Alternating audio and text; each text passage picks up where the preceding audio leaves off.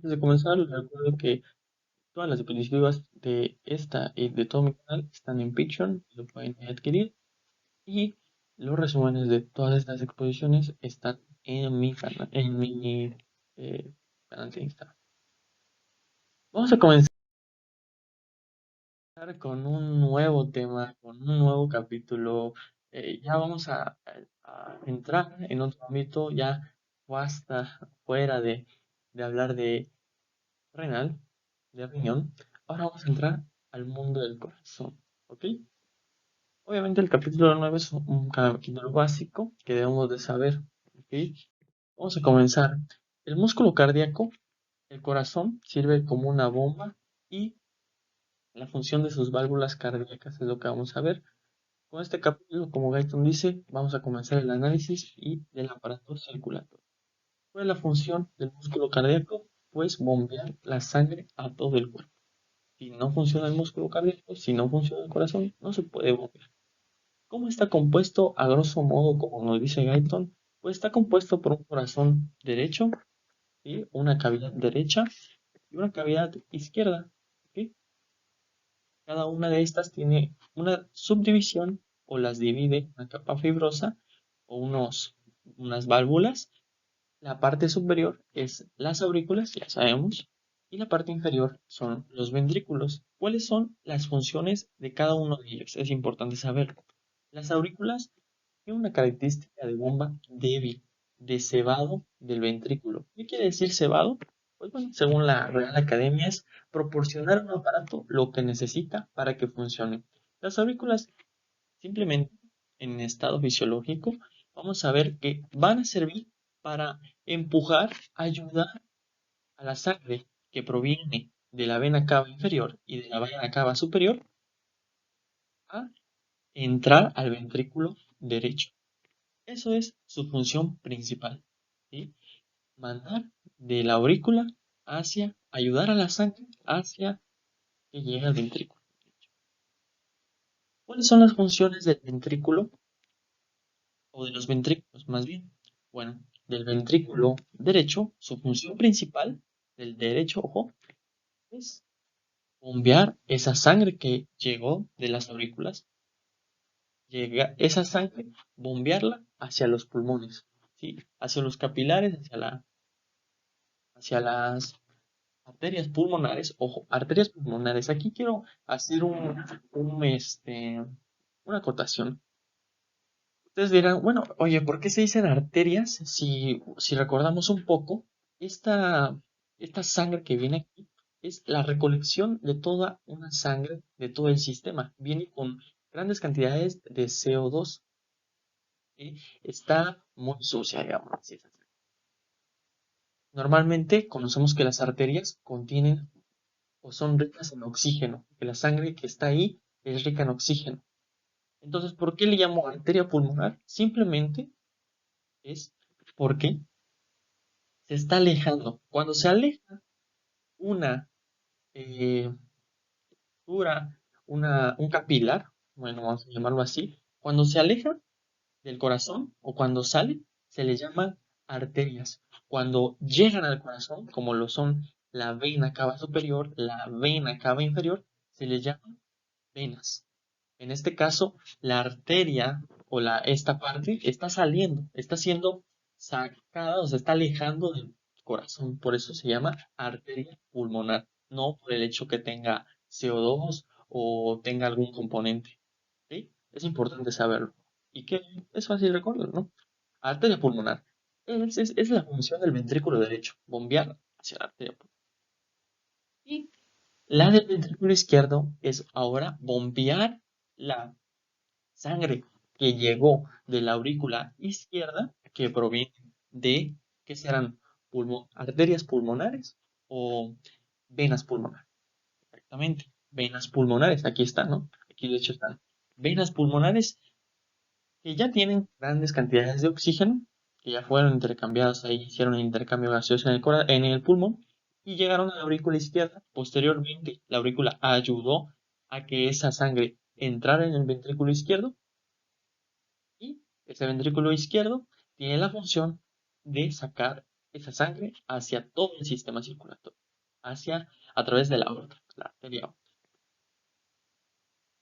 Los mecanismos especiales del corazón producen una sucesión continua de contracciones que van a ser denominadas ritmicidad cardíaca. Y esta ritmicidad cardíaca, el poder, nosotros cuando ponemos el estetoscopio y empezamos a tener y escuchar la frecuencia cardíaca, es porque el corazón, es porque el músculo está generando potenciales de acción por todo el músculo cardíaco y eso determina el latido del corazón.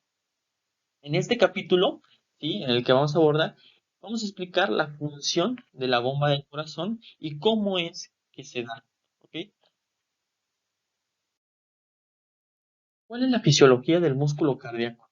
El corazón principalmente está formado por músculo cardíaco. ¿Y cuáles son las partes del músculo cardíaco? Bueno, el músculo auricular, el músculo ventricular y fibras especializadas de músculo que son excitatorias y de conducción que van a servir para conducir ese potencial de acción a través de todos los músculos auriculares, de todo el músculo ventricular y darles contracción. ¿Sí? Son fibras diferentes, obviamente, al músculo. Tienen diferentes funciones. Estas tienen función de contracción y estas simplemente de pasar el potencial como si fueran neuronas, pero son fibras musculares especializadas. Ojo, no se vayan a confundir que piensen que sean neuronas. Son fibras musculares especializadas que sirven simplemente de conducción del potencial de acción hacia estos músculos auriculares y ventriculares. Comenta Guyton que la duración de contracción de estos músculos, del músculo auricular, del ventricular, son mucho mayor del músculo esquelético. Es decir, que van a ser un tipo de meseta, ahorita lo vamos a ver, pero hacen un tipo de meseta estos potenciales de acción de este músculo auricular y ventricular. Las fibras musculares especializadas también tienen una característica importante. Se contraen débilmente, es decir, no sirven en sí para generar generar esa bomba, ese bombeo de sangre, generar esas contracciones grandes. ¿Por qué? Porque tienen pocas fibrillas contráctiles. Así fueron hechas. Así desde el nacimiento nacieron. Pero presentan descargas eléctricas rítmicas automáticas. ¿Qué? ¿Cómo? Sí. Es decir, desde el nacimiento empezamos a tener descargas eléctricas rítmicas automáticas como si fuera una energía infinita. El- esa célula, esa fibra muscular especializada, está en constante potencial de acción, generando su potencial de acción constantemente, sin algún otro estímulo. ¿Sí? Esos son los nódulos, ojo, en forma de potencial de acción o de conducción. ¿Ok? Ahora pasemos a la anatomía fisiológica del músculo cardíaco. Es un poquito básico, ¿no? Lo que pueden ustedes observar, pero es importante para saber cómo se da la fisiología. La Guyton nos muestra un corte histológico del músculo cardíaco. ¿Cómo se ve? Bueno, este es el corte histológico, que al final de cuentas es una imagen histológica. Y que podemos observar que ese músculo cardíaco está como que unido, ¿no? Si ustedes se dan cuenta, estas son células, aquí está el núcleo, y estas son células aquí, pero igual tienen como que unas cositas aquí, ¿no? Aquí como que los separan, o sea, que separan las células, sí, pero que las mantienen también unidas a su vez, ¿no? Como que se van separando e uniendo, ¿no? Vamos a ver qué es eso. Ahora, bueno, aquí está el esquema, aquí les puse mi esquema, básicamente para basarnos en él. ¿Sí? Y nosotros si hacemos un zoom a alguna de estas fibras musculares, que al final de cuentas cuando les dicen fibras musculares están refiriéndose a los miocitos, a los cardiomiocitos, ¿no?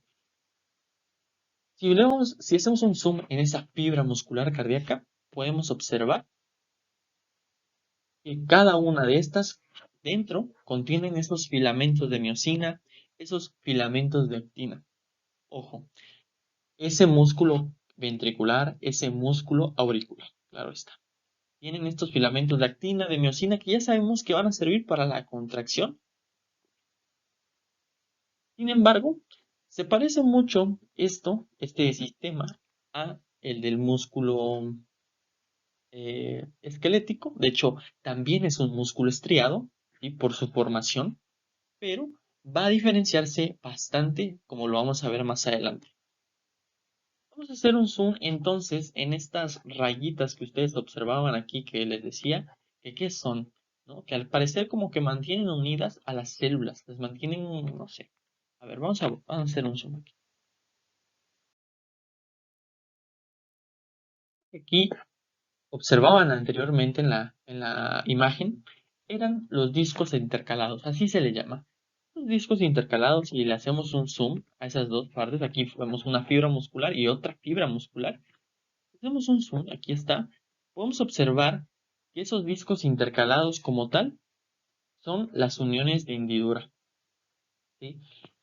¿Qué son las uniones de hendidura? Pues básicamente son membranas plasmáticas reales que se han formado entre cada una de las fibras musculares. Es decir, que hay una conexión verdadera entre cada una de las fibras musculares. Esto de aquí que les puse desmosomas fascia adherens son estructuras, si ustedes recuerdan, si ya llevaron histología, son estructuras simplemente de sostén entre cada una de las fibras musculares. Pero importante saber esto. Las fibras musculares cardíacas están unidas a través de las uniones de hendidura. Es decir, que si se activa el potencial de acción en una fibra muscular, es decir, si sucede la contracción, que ahorita vamos a ver que principalmente es por la entrada de sodio, si sucede aquí, también ese potencial de acción o esos electrolitos que entran en esta célula pueden también entrar en la siguiente fibra muscular y así sucesivamente.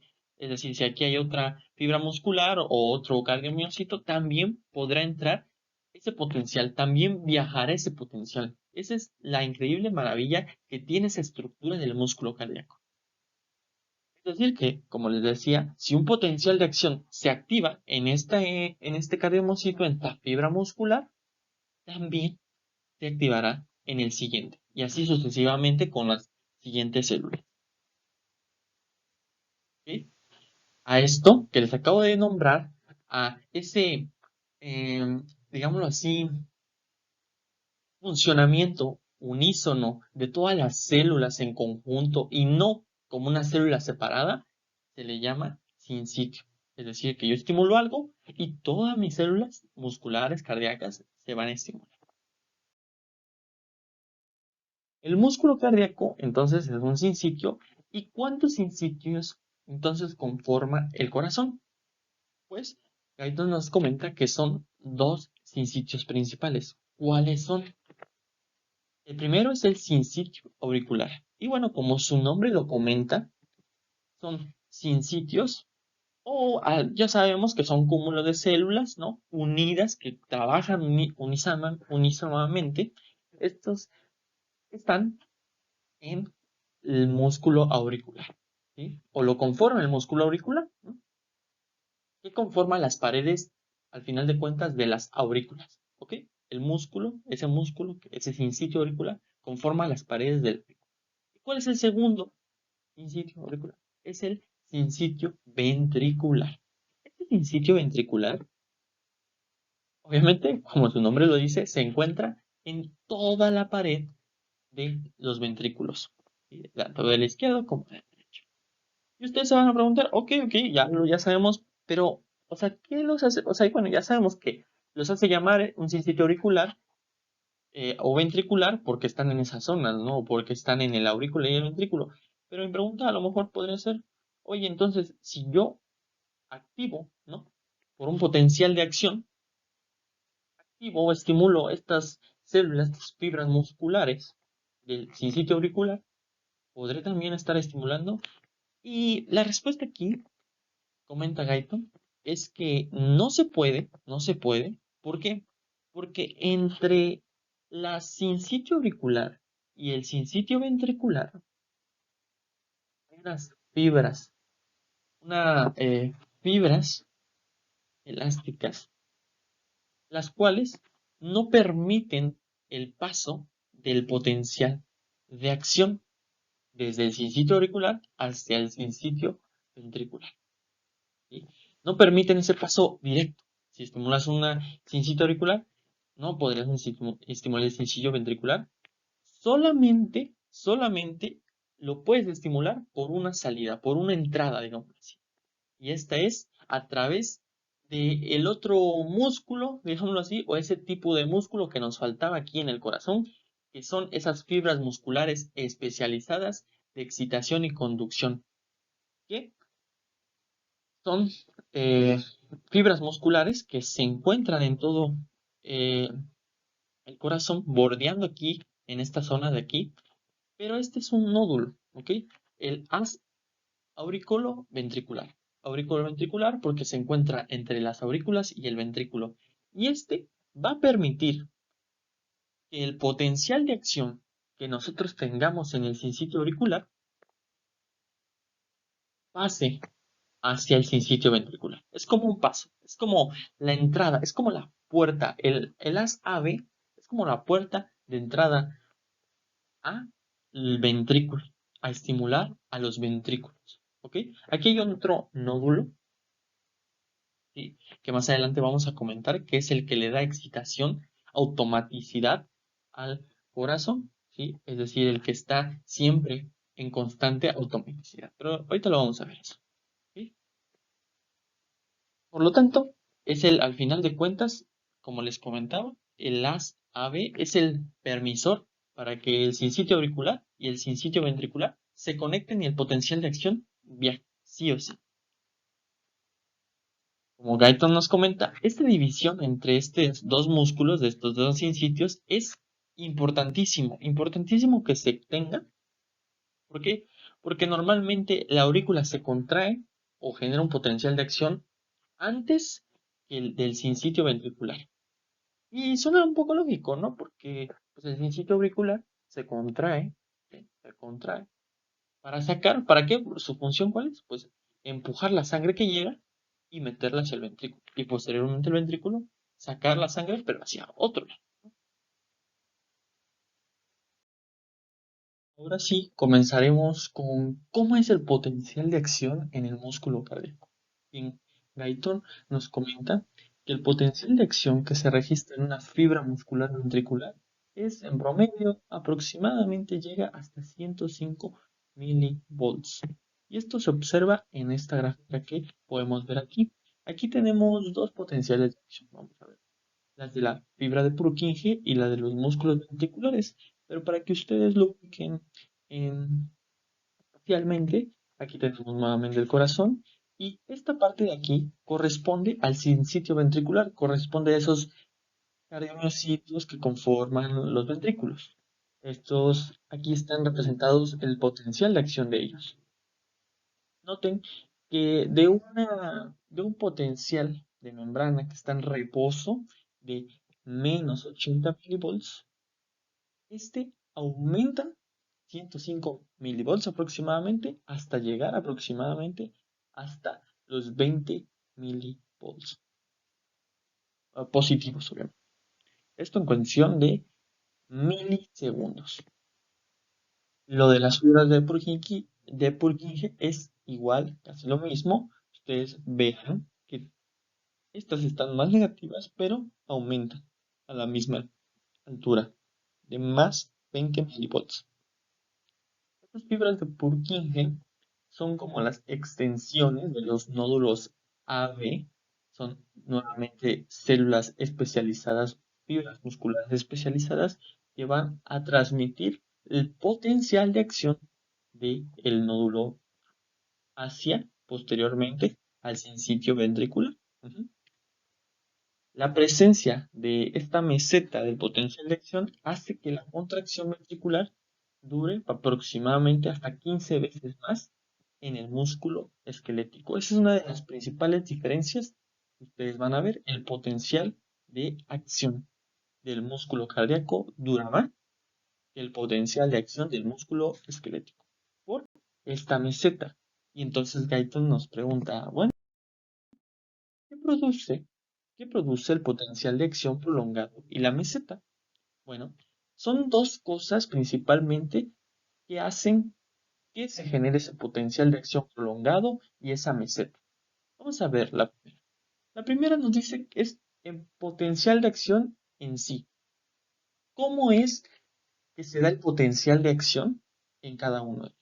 Miren, aquí tenemos una célula muscular esquelética, ojo, esquelética, en la cual tenemos su gráfica de cómo es que se da el potencial de acción de esta. Y podemos notar que este potencial de acción solamente es como un pico y no hay meseta. Aquí en el músculo esquelético no hay meseta. Y esto es básicamente porque solamente cuando sabemos que el potencial de acción se da principalmente por la entrada de los canales, de la apertura de los canales rápidos de sodio, de los canales rápidos sensibles a potencial de acción.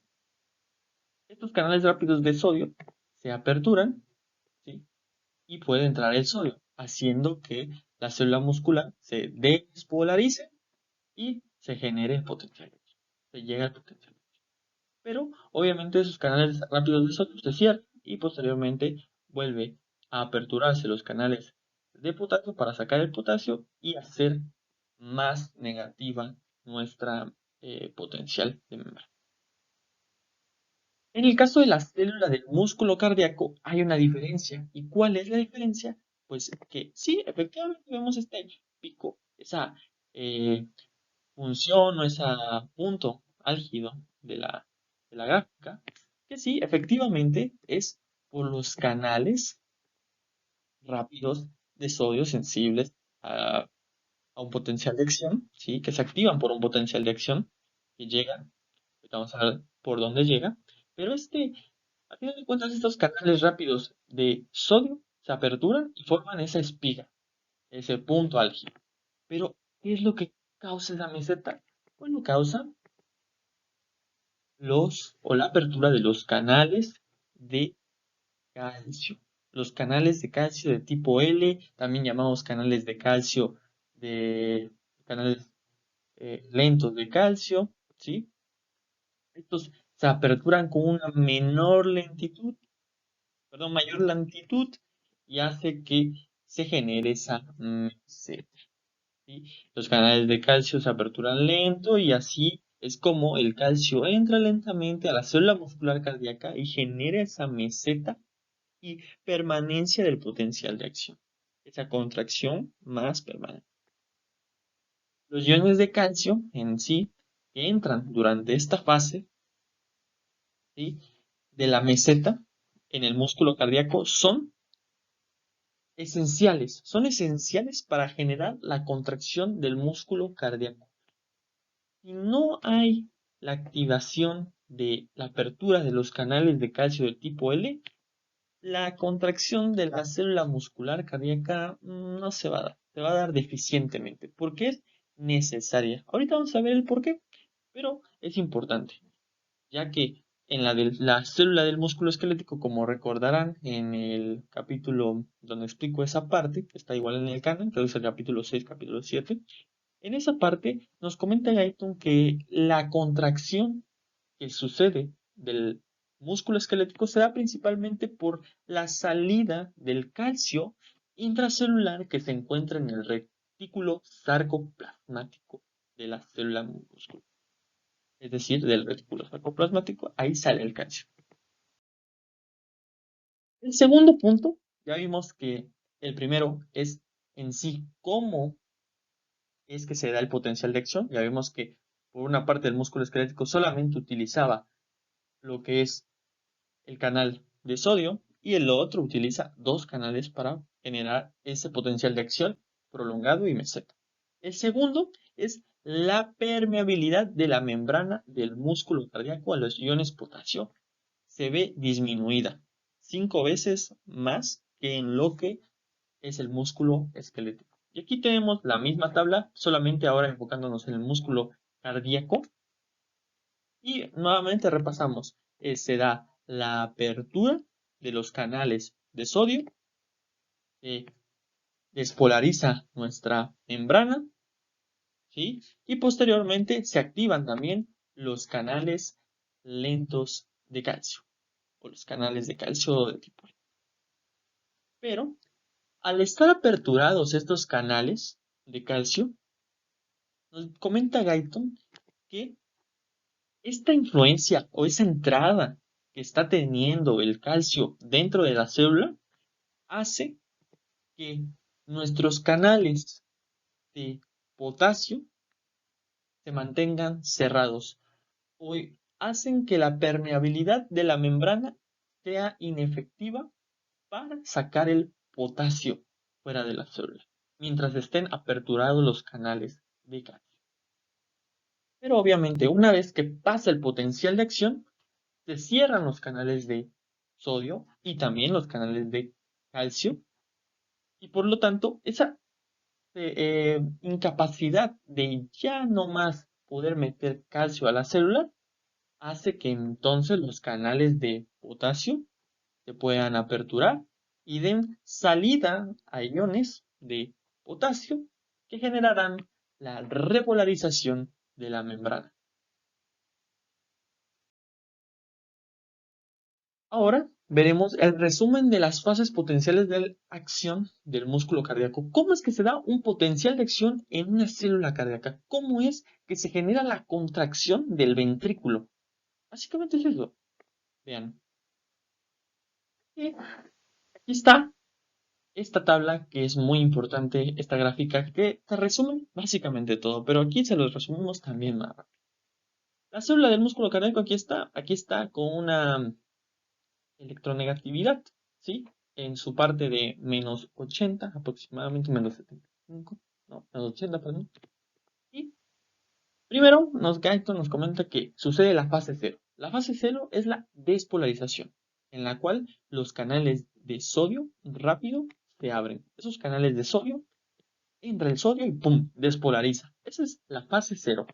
La fase 1 es cuando pues esa espiga empieza a caer, esa espiga empieza a caer y empieza la repolarización inicial y como que ahí se va cayendo, ¿no? O sea, se van cerrando los canales rápidos de sodio y como que ya va cayendo la espiga, ¿sí? Ya va cayendo la espiga, pero sorpresa, el músculo cardíaco tiene otro canal que va a permitir esa meseta, que son los canales de calcio, tipo L, lentos, etc. Y esa nos da la fase 2, que es la meseta, en las cuales el calcio, los canales de calcio se abren y como sabemos, los canales de potasio se mantienen cerrados por esa apertura y por esa entrada de calcio que está entrando. Y ustedes aquí lo pueden ver, ¿no? Aquí está el calcio entrando y el potasio impidiendo su salida. ¿Sí? Pero posteriormente llega la fase 3, que ahora sí es la repolarización, perdón, rápida, en donde los canales de calcio se cierran y dan apertura, claro, a la salida del potasio. ¿Sí? Los canales de potasio lentos se abren y así se genera paulatinamente, ¿sí? La fase 4, que es el regreso al potencial de membrana de reposo que aproximadamente es de menos 90 milivolts del músculo cardíaco. ¿Sí? ¿Cuál es la velocidad a la cual las conducciones o el potencial de acción viaja a través de las células? Bueno, en el sinsitio auricular, aproximadamente entre cada una de las células viaja de 0.3 a 0.5 metros por segundo. Es decir, que en un segundo, aproximadamente de 0.3 a 0.5 metros se avanza. Esa velocidad. En el sinsitio ventricular es de 0.3 a 0.5 metros por segundo. Esto nos da como resultado que hace una comparación Guyton y nos dice que, ¿sabes qué? Pues no es como tan rápido que digamos el corazón en una velocidad de conducción, porque una fibra nerviosa grande, por ejemplo, tiene una velocidad de conducción de un potencial de acción de 250 veces más rápido que las que tiene el corazón. Y las de la fibra muscular esquelética tienen 10 veces más rápido que las de el corazón. Las del haz ave aproximadamente tienen una velocidad de conducción de 4 metros por segundo. Es decir, que en un segundo pueden pueden recorrer 4 metros. Además de esto, sabemos que existen en todos los potenciales de acción un periodo refractario, en el cual cuando se está dando un potencial de acción, no puede suceder una reestimulación, no puede haber otro potencial de acción que a esa célula la estimule. Ese periodo se llama periodo refractario y en el músculo cardíaco también existe. Este periodo refractario, ¿quién lo da? ¿Quién lo impide? Bueno, más, perdón, ¿quién impide que la célula no pueda ser estimulada nuevamente mientras está un potencial de acción? Bueno, esto lo explica Gaito y nos comenta que es la apertura de los canales de calcio. Esos canales de calcio impiden que se ceda otro potencial de acción. Hacen que se genere el periodo refractario. Pero Gaito nos comenta que em, ese periodo refractario tiene una duración. Ese periodo refractario dependiendo en qué sinsitio lo veamos. Por ejemplo, en el sinsitio ventricular, comenta Gaiton que es aproximadamente de 0.25 a 0.30 segundos. Ese es el periodo refractario en el cual no se puede estimular la célula muscular de ese lugar del ventrículo. Y en el sinsitio auricular es de 0.15 segundos. ¿Ok? Además de eso, Gaiton nos da una excepción y nos dice, ¿sabes qué? Sí, el periodo refractario es el momento en el cual un potencial de acción, otro potencial de acción no puede estimular a la célula, pero al final, ya cuando va bajando, ya cuando se van cerrando los canales de calcio, ahí puede haber, o se le llama periodo refractario relativo, porque en ese momento, cuando están cerrándose los canales de calcio, ya al final, puede entrar otro potencial de acción y generar algo llamado extrasístole temprana, que es lo que ustedes ven aquí. Extrasístole temprana, que es una estimulación encima de otro potencial de acción. Y eso es importante saberlo en patologías más adelante que vamos a ver en estos cursos. Ahora veamos cómo se da la acoplación excitación-contracción. Unamos todas las piezas. El término, para que ustedes lo recuerden, acoplación excitación-contracción, se refiere al mecanismo mediante el cual el potencial de acción hace que las miofibrillas de ese músculo cardíaco se contraigan.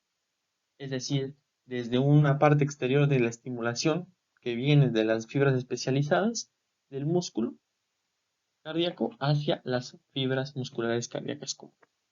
Bueno, aquí tenemos nuestra fibra muscular cardíaca, vamos a especificar en el ventrículo, estamos hablando del ventrículo.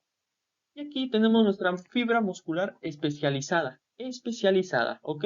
Esa fibra que transmite, tiene la función, ya vimos, de transmitir los potenciales de acción generados por los nódulos. Entonces, normalmente una fibra muscular cardíaca ventricular está en un estado de reposo, está negativa. Pero, ¿qué creen? Llega el potencial de acción, ¿sí? Por esas fibras de Purkinje, llegan y, como ya sabemos, hay uniones de hendidura. Hay uniones las cuales permiten que eh, ese potencial de acción viaje hacia la fibra muscular cardíaca. Entonces, ese potencial de acción entra a la fibra muscular cardíaca del ventrículo y ese potencial de acción genera una despolarización inicial de la membrana, ¿sí? De la membrana de la fibra muscular cardíaca. Y esa despolarización hace que, ¿qué? Pues que los canales sensibles a voltaje, que ya estábamos hablando que son estos, son los canales de sodio, se aperturen. ¿Por qué? Porque porque le entró energía, porque entró este potencial de acción a la membrana y estos canales se pueden aperturar, ¿sí? Entran los canales de sodio a la fibra muscular cardíaca. Y de aquí en adelante, pues esto ya lo han visto en algunos, si ustedes vieron la fibra muscular esquelética. Sigue con la entrada del sodio y esta entrada del sodio hace que toda la membrana, ¿sí?, se despolarice, ¿sí?, incluyendo la de los túbulos T. Recordemos que los túbulos T son estructuras reales que atraviesan las fibras musculares, ya sea esqueléticas o cardíacas, entre ellas, para que ese potencial de acción pueda permear ante todas las fibras musculares. Esto hace, bueno, la entrada del sodio, nuevamente, despolariza. Y esa despolarización hace que también los canales de calcio, que también están y que también se encuentran principalmente en los túbulos T, se aperturen. ¿Ok? Al aperturarse, esos canales permiten la entrada del calcio. Posteriormente, el calcio, aquí sabemos que el calcio estimula al retículo sarcoplasmático, específicamente a un receptor, o llamado también, bueno, canales de receptor de rianodina, o también llamados canales de liberación de calcio.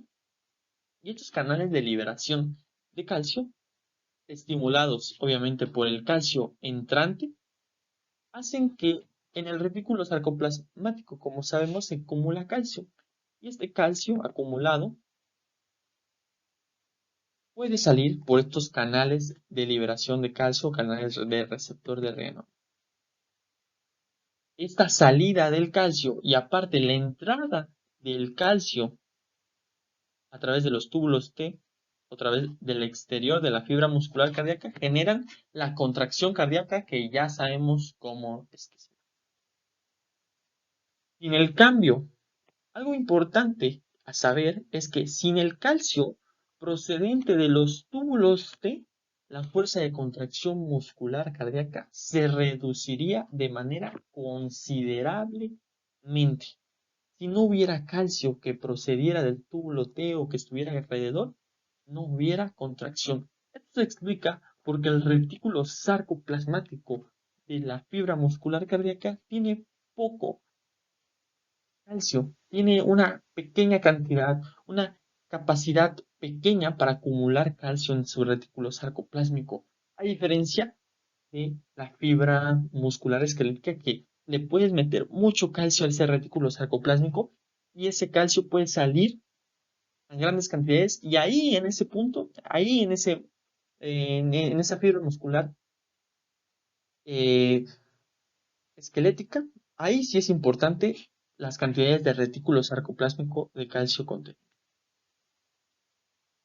Por eso que las cantidades que existen en el túbulo T, más bien la estructura del túbulo T, de la fibra muscular cardíaca, es mayor. De hecho, son 5 veces mayores el diámetro y por lo tanto 25 veces más de volumen le cabe a un túbulo T de la fibra muscular cardíaca que de una fibra muscular esquelética. ¿Por qué? Porque entre más cantidad o mayor capacidad tenga el túbulo T, mayor capacidad de acúmulo de calcio se podrá estar aquí acumulando. Además, Guyton comenta que estos túbulos T en su profundidad contienen mucopolisacáridos. Estos mucopolisacáridos que están en su membrana, en la membrana de la fibra muscular cardíaca en el túbulo T, pueden unirse al calcio y generar así una reserva o almacenamiento para cuando los canales lentos de calcio se aperturen, pueda salir ese calcio y entrar rápidamente.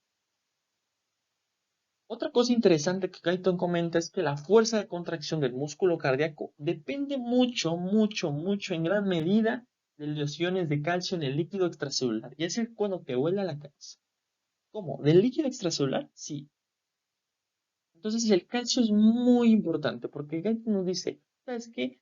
Cuando yo meto un corazón así, en buen estado y todo, lo meto a una solución en la cual no tiene calcio, el corazón no va a latir, ¿sí? No puede latir. Necesita del calcio del líquido extracelular. Entonces, en el líquido intersticial del músculo cardíaco debe de haber abundante calcio. Pero para que haya abundante calcio en el líquido intersticial del músculo cardíaco, pues esto está regulado obviamente por el líquido extracelular, es decir, por a nivel sistémico, la sangre, a nivel sistémico, el plasma, la cantidad de calcio que existe en el plasma, básicamente. Entonces, si hay abundante calcio o suficiente calcio en nuestro plasma, en nuestra sangre, pues el corazón va a latir normalmente. Si no existe, pues el corazón va a tener una deficiencia en sus latidos. Algo muy interesante que más adelante podemos ver en patologías.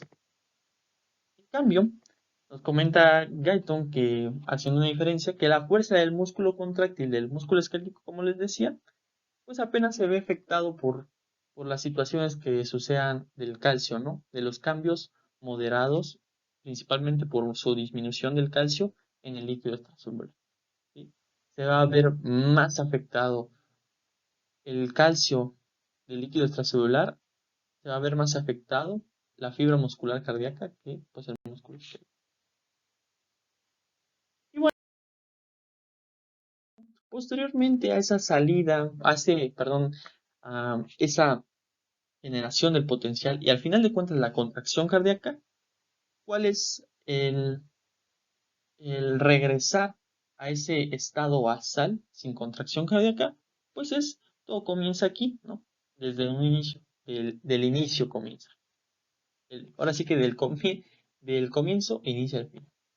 Todo comienza por el potencial de acción. Cuando el potencial de acción ya no hay más potencial de acción que las fibras musculares especializadas llevan hacia las fibras musculares y por lo tanto, pues ya no hay un potencial de acción que esté activando y aperturando los canales de sodio. Estos canales de sodio se cierran y por lo tanto la membrana también se empieza a repolarizar, generando así que los canales de, de calcio también se cierren. Y entonces, ¿ahora qué hacemos con el calcio que se quedó dentro de la célula de la fibra muscular? Pues no hay problema, porque la fibra muscular tiene recursos para sacarlo o para almacenarlo. Uno de ellos es el retículo sarcoplásmico, que sabemos por la otra clase de la fibra muscular esquelética, que el retículo sarcoplásmico tiene una bomba de calcio adenosina trifosfatasa o ATPasa, la cual puede meter nuevamente el calcio al retículo sarcoplásmico y ahí acumularlo.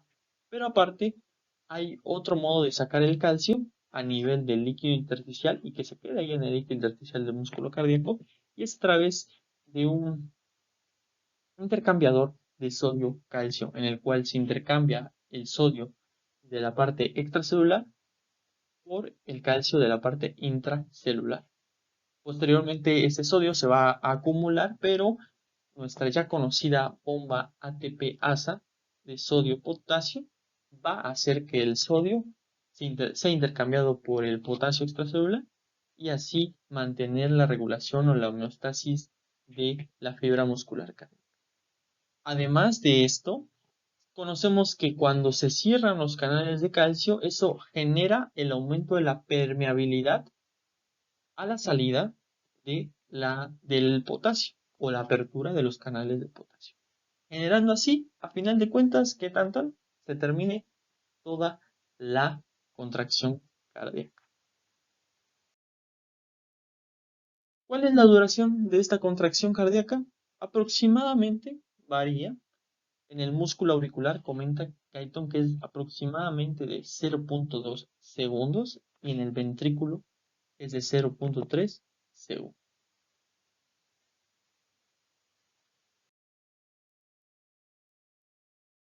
Y bueno, eso es todo por el día de hoy. Muchas gracias por verlo y les dejo una pregunta. ¿Cuál de las siguientes afirmaciones sobre el músculo cardíaco es la más exacta? La primera es, los túbulos T del músculo cardíaco pueden almacenar mucho menos calcio de los túbulos T en el músculo esquelético. La fuerza y la contracción del músculo cardíaco dependen de la cantidad de calcio que rodea los miocitos cardíacos. En el músculo cardíaco, el inicio del potencial de acción provoca una apertura inmediata de los canales lentos de calcio y de la repolarización del músculo cardíaco se produce por la apertura de los canales de calcio. ¿Cuál será? ¿Cuál será? Piénselo, detengan el video Ok, la respuesta correcta, perdón, la respuesta correcta es la B. La fuerza y la contracción del músculo cardíaco dependen de la cantidad de calcio que rodea a los músculos.